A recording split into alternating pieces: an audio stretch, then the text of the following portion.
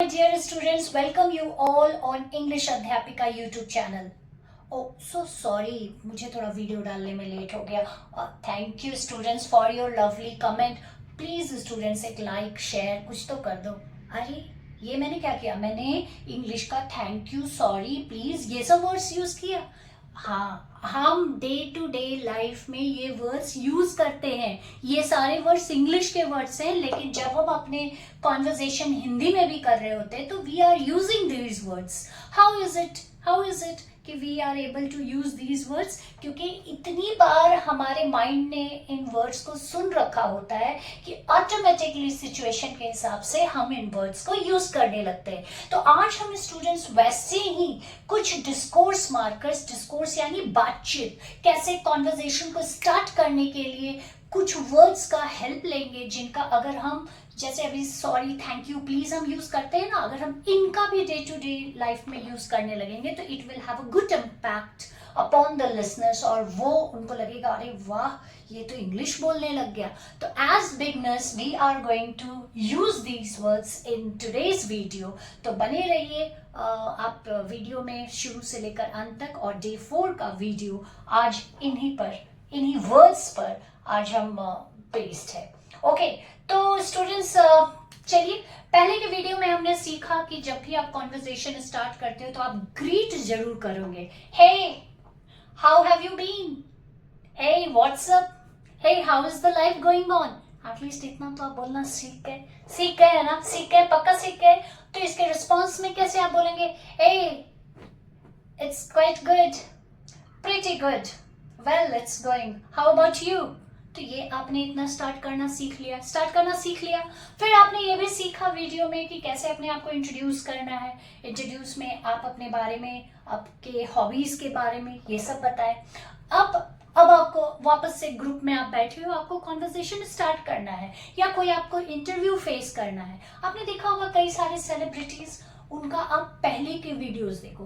पहले वो भी हेजिटेट करते थे, मतलब इंटरव्यू नया जब कोई स्टार, बॉलीवुड स्टार आता है, उसका इंटरव्यू आप देखना, वो कैसे एकदम डरे से, उतने कॉन्फिडेंट और इतने सोफिस्टिकेटेड वर्ड्स भी वो यूज नहीं करते इंग्लिश के, ठीक है. लेकिन धीरे उनकी वोकैबुलरी भी एनरिच हो जाती है, वो अच्छे से बोलने लग जाते हैं. तो कैसे? With practice it has all happened students. So आप उस दिन का वेट मत करो कि जिस दिन मुझे अच्छे से बोलने आ जाएगा इंग्लिश, पूरा वोकैबुलरी आ जाएगा, ग्रामर आ जाएगा, टेंसेस आ जाएगा, तब मैं इंग्लिश बोलना स्टार्ट करूंगा.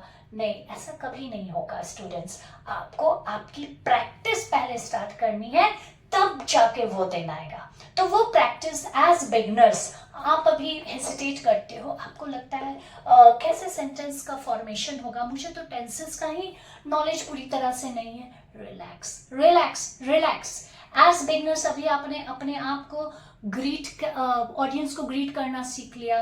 कोई भी आपके सामने आया, ग्रीट करना सीख लिया, अच्छे से कॉन्फिडेंटली उससे बात करना सीख लिया.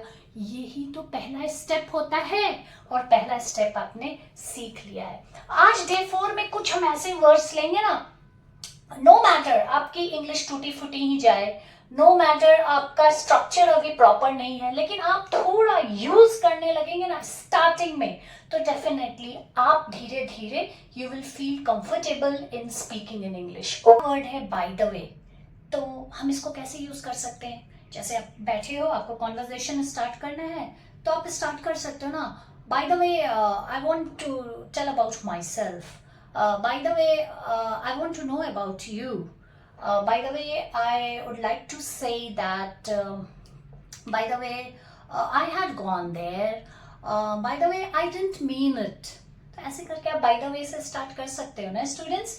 ये well, दूसरा वाला देखो, well तो आपने कई सेलिब्रिटीज को यूज करते हुए सुना होगा. वो well बोलते हैं, थोड़ा पॉज लेते हैं, और ये well का क्या खासियत है ना, आप well you can take a pause also, और वो समय में थोड़े पॉइंट्स आपके दिमाग में आ जाएंगे जो आपको फर्दर कॉन्वर्जेशन को आगे बढ़ाने में मदद करता है. जैसे I would like to say that I had worked very hard. अब मान लो आप इंग्लिश में नहीं स्ट्रक्चर इतना कर पा रहे हो, तो थोड़ा तो इंट्रोडक्टरी फ्रेज आपको याद करना होगा ना. जैसे I would like to say that I had worked very hard for this day and कुछ तो आप फॉर्मेशन कर रहे हो ना.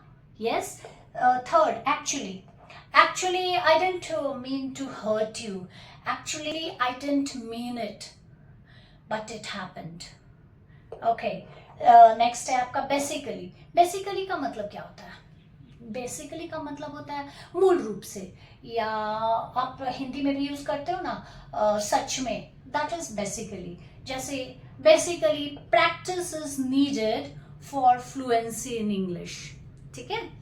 ऑनेस्टली तो आपने बहुत बार ही यूज किया होगा. जैसे honestly speaking, I have not gone there.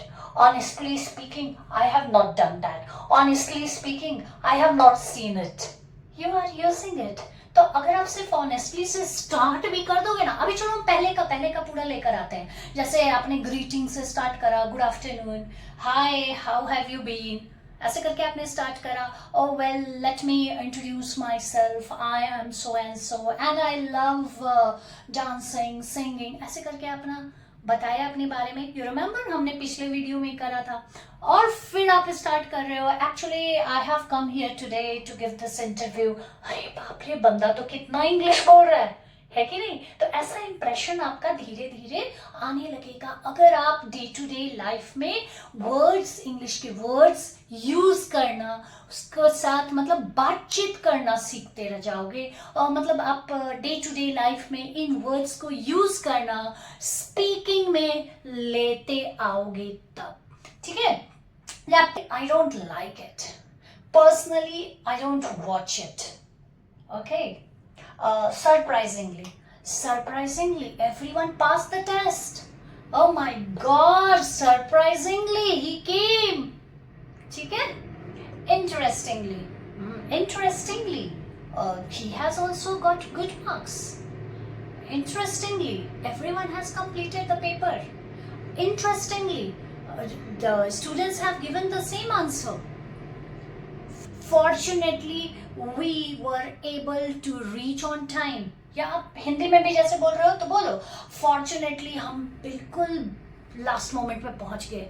O thank God, बाप रे, we were able to reach there. Fortunately we did not miss the bus. है ना? परहैप्स का मतलब शायद. परहैप्स का मतलब शायद. तो आप हिंदी में बार बार बोलते हो ना, शायद वो आ रहा है, शायद वो होगा, शायद कल टेस्ट होगा. Perhaps he is coming for the party. Perhaps we are going to have the test tomorrow. तो ऐसे perhaps का यूज करो. Nowadays, तो इसका तो हम यूज करते हैं ना. जैसे कॉन्वर्सेशन स्टार्ट कुछ करना है तो आप बोल सकते हो जैसे, Nowadays students are spending too much time on watching YouTube videos. ठीक है. In fact, he is not appearing for the test. ठीक है. Finally, we were able to complete the paper. Finally, we were able to reach there. Finally, the day has come. तो ऐसे finally का use करना है. Then, however का मतलब होता है जो आप हिंदी में बोलते हो, हालांकि, किंतु, परंतु, वो सब however. जैसे एक सेंटेंस हम बना सकते हैं, I wanted to go out, however, it started raining. She worked very hard, however, she did not pass the exam. अब ऐसे सेंटेंसेस बना सकते हो ना. सेंटेंसेस अगर पूरे इंग्लिश में भी नहीं बना पाओ चलेगा, इट्स ओके स्टूडेंट्स, लेकिन इन वर्ड्स को यूज करना सीख जाओ. तो आप ग्रीटिंग से अपना इंट्रोडक्शन, कॉन्वर्जेशन इन वर्ड्स से अगर आप स्टार्ट करते हो ना स्टूडेंट्स, सो डेफिनेटली जो सामने वाला रहेगा ना वो आपसे इम्प्रेस हो जाएगा. अरे वाह, बंदा तो इंग्लिश में बातचीत करता है, he knows how to speak in English, है ना? तो वैसा अच्छा इंप्रेशन आए इसके लिए ये जो वर्ड्स है ना स्टूडेंट्स, इसको आज से ही यूज करने लगो. और मीनवाइल मीन्स इसी बीच, है ना? इसी बीच कुछ हो जाता है तो हम मीनवाइल का यूज करते हैं। जैसे the teacher was putting her heart and soul into the lecture, meanwhile the students were busy in playing games on their mobile phones। कैसा मैंने बताया, मीनवाइल, इसी बीच, इसी दौरान, तो उसमें हम मीनवाइल यूज करते हैं। ये देखो, एनीवे या एनीवेज, ये दोनों यूज होते हैं। अभी कब किसको यूज करना है?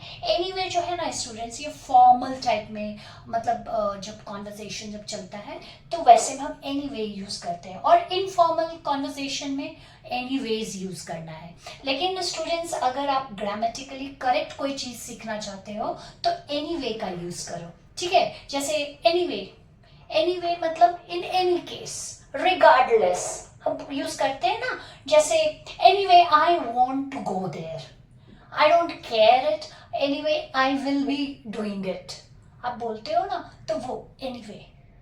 Anyway, let's begin with the lecture. Anyway, let's do it. Anyway, let's start this. तो वैसे में हम एनीवे या एनीवेज यूज करेंगे। तो ये फॉर्मल यूज के लिए होता है, ये इनफॉर्मल आपका कॉन्वर्जेशन के लिए एनीवेज। तो बेटर है आप ये फॉर्मल वाला एनीवे ही सीखिए और यूज कीजिए। It's all up to you. आप एनीवेज भी यूज करते हो तो वो ग्रामेटिकली रॉन्ग नहीं जाएगा। नेक्स्ट है as far as. As far as my result is concerned, I think I will get less marks. ऐसे एज फार एज बोलते हो ना, as far as my opinion is concerned, I think people should vote. तो as far as मतलब जहां तक, जहां तक, तो जहां तक मेरी सोच का सवाल है, जहां तक मैं देखता हूं, तो वैसे में as far as. Obviously, obviously means स्पष्ट रूप से, है ना? जब बोलते हैं ना ऑब्वियसली ही विल कम, और obviously I have to do it, obviously, clearly, he will pass the exam. In other words, in other words यानी दूसरे शब्दों में, इसका भी आप यूज कर सकते हो। जैसे in other words, I would like to say that, in other words, we are grateful to you, ऐसे करके भी हम इसका यूज कर सकते हैं। सो स्टूडेंट्स, ये कुछ ऐसे वर्ड्स हैं जिसको अगर आप अपने कॉन्वर्सेशन में स्टार्टिंग में यूज करते हो तो धीरे धीरे धीरे ना आपका माइंड खुद पर खुद सेंटेंस बनाना सीख जाता है। तो स्टूडेंट्स, आज आप प्रैक्टिस कीजिए डे 4 में, और मुझे कमेंट बॉक्स में लिखिए कि आप अक्सर इनमें से कितने वर्ड्स का यूज करते हैं। स्टूडेंट्स, डे 5 का जो आपका वीडियो होगा बहुत ही इंटरेस्टिंग होने वाला है, क्योंकि वो शैडोइंग प्रैक्टिस के ऊपर रहेगा। तो प्लीज डे 5 का वीडियो जरूर देखिएगा। Thank you students.